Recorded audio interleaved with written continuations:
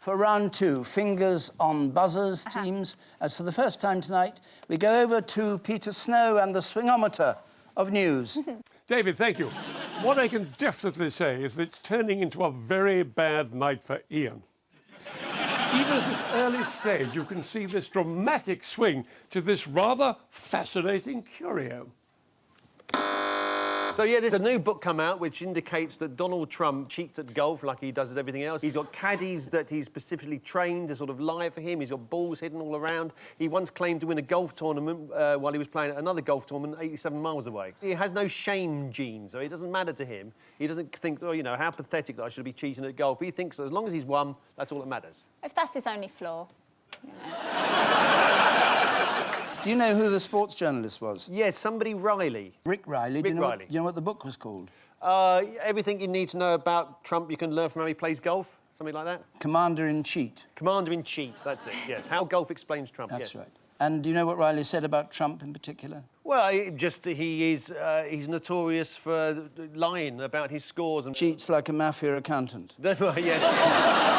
He does walk around like a mafia don, doesn't he, with the overcoat and stuff, you know. What did Trump say to a golfer who was foolish enough to beat him at golf? He said, "It's all right. I've got a supermodel girlfriend and my own Boeing 7. One of his golf courses in Florida has a plaque on the wall saying he was the 1999 championship winner. Why is that a problem? Well, because he didn't play at that championship. Is this the one where he was playing 87 miles away? That's because the golf course wasn't open in 19... Oh, it wasn't open. Who's been caught lying this week in a possible attempt to get closer to Trump? The Attorney General? Is it somebody from this side of the Atlantic? Give you a hint, it's a Chinese woman. Oh, yes, the lady that went into that, whatever that resort is called that he owns, she went in there with all sorts of software and tried to log onto the internet or something and steal all sort of sensitive data. That's correct. Yeah. According to the BBC, she told staff she was there to use the swimming pool, but the Secret Service agent called Samuel Ivanovich noticed that she was carrying 4 mobile phones, a laptop, an external hard drive and a thumb drive with a computer virus on it, but no swimsuit. Other than the truth, what else has Trump been struggling to say this week? Oh, he can't say the word origins. Let's just have a look. No collusion, no obstruction. I hope they now go and take a look at the oranges of the investigation, the beginnings of that investigation. You look at the origin of the investigation. Comes out as oranges. Talking about his suntan. Yes, indeed, yes. And maybe the colour of the suit he'll be wearing in a couple of years' time.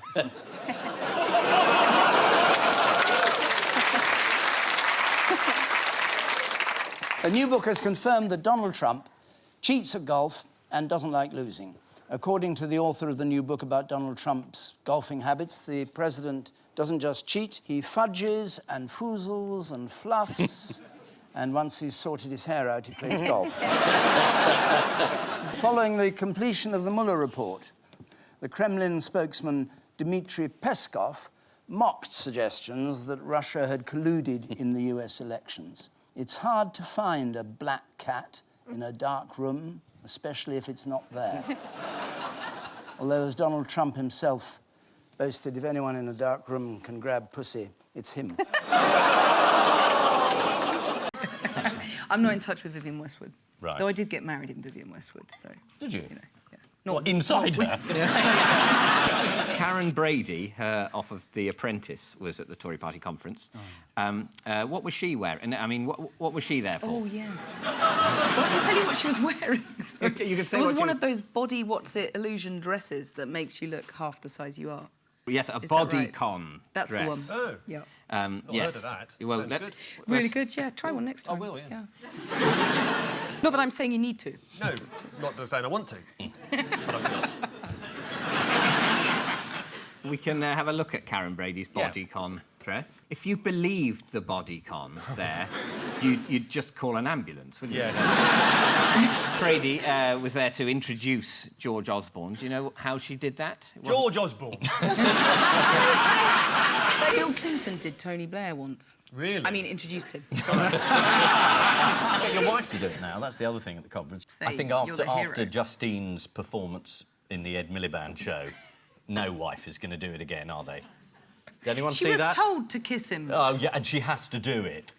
Well, Not even prostitutes have to kiss.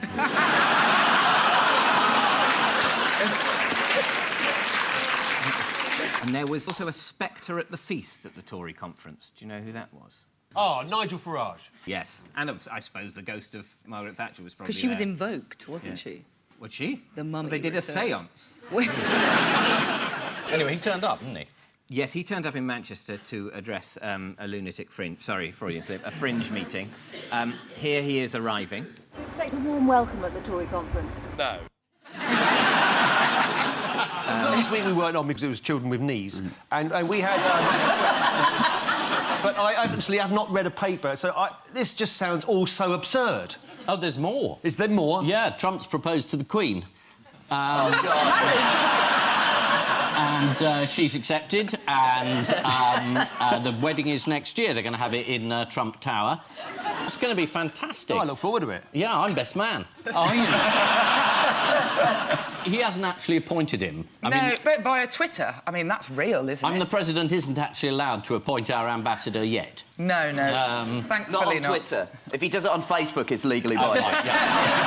So it was a late-night tweet from Trump. Do you remember roughly what it said? It said that many people think that Nigel Farage would make an excellent ambassador between the UK and the US, or That's something many along in the those- sense of one. I responded to Donald Trump and I said, name them. This is exactly what he said. Many people would like to see Nigel Farage represent Great Britain as their ambassador to the United States. He would do a great job. Donald Trump doesn't even follow Nigel Farage on Twitter, which is a massive digital slap in the face. heartbreaking. Really? Yeah, he doesn't even follow him, so he doesn't think he's that great a job. He doesn't think he's got top pants online. Do you know what? Can anyone remember? You remember Christopher Mayer, who was Tony Blair's ambassador to the US? Yeah. Do you remember what his instruction was? Yeah. Get as drunk as possible and then avoid everybody. He was pretty nearly that. Was it? He was told to get as far up George Bush's arse as you can. Exactly.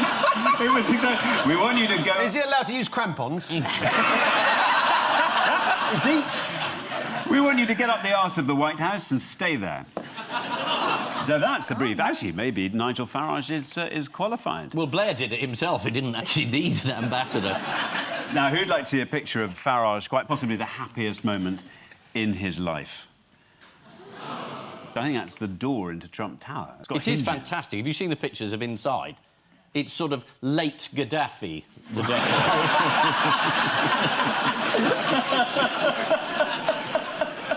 Perhaps early Saddam, but it's a riot of vulgar dictator chic. It is.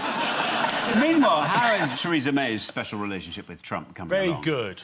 Very good. He said to her, if you're ever over, do drop in. Let me Made know. that up. That was it. If you're coming over, let me know. No. That's what you say to the couple you don't like on holiday, isn't it? What landmark moment in Trump's presidency did the trip signify? He was about to be impeached. So he thought if he went abroad, he could make more of a fool of himself than at home.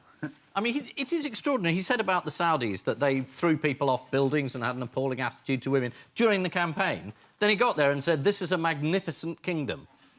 I mean, he contradicts himself almost mid-sentence nowadays. He can't keep it up. Yeah. And he criticised Obama for bowing to the Saudis. Yeah, and then he himself curtsied.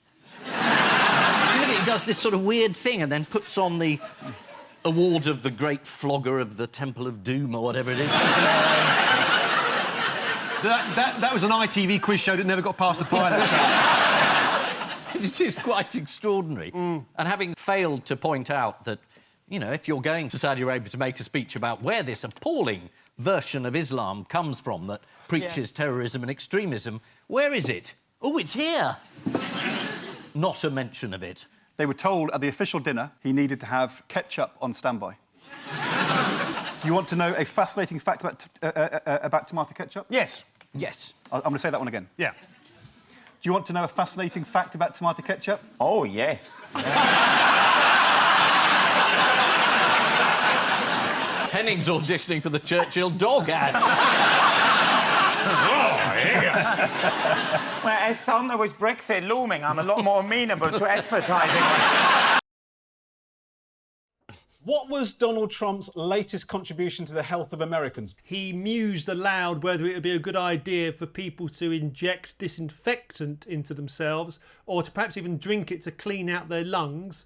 I think he should be the first to volunteer. He later claimed that he was being sarcastic. There was a marvellous bit when he said, no, I was being sarcastic, I was talking to the reporters, and in fact I was looking straight at you, he said to a reporter. I was looking straight at you when I said this, and the reporter said, I wasn't there. I was just going to say, we ran a piece in Private Eye 3 weeks ago, which was meant to be a joke, saying that because bleach is very effective against the virus, perhaps you should put your head over a bowl of it and inhale it. And I just had no idea he was a subscriber.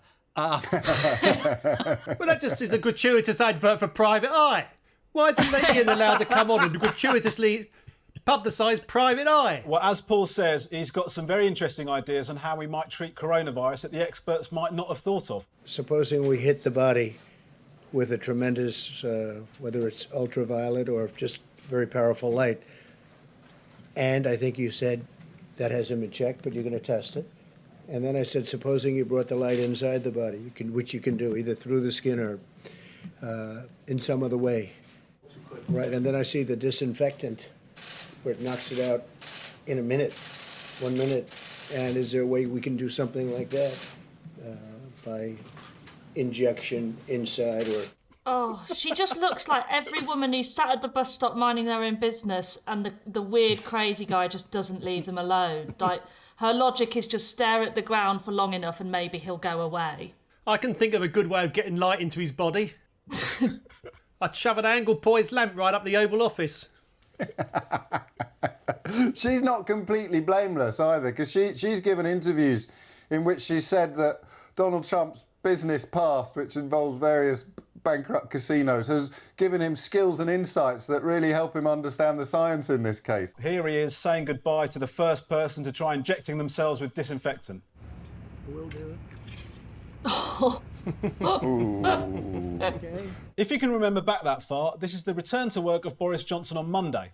There's speculation as to how Boris's new son might affect his thinking on government policy. Well, if my experience of dealing with new babies is anything to go by, he'll be wanting to reopen the pubs within about 2 days. Speaker of the House, Sir Lindsay Hoyle, welcomed the news and said for Carrie and Boris, 2020 is certainly a year they will never forget. Although hopefully with enough therapy, the rest of us might.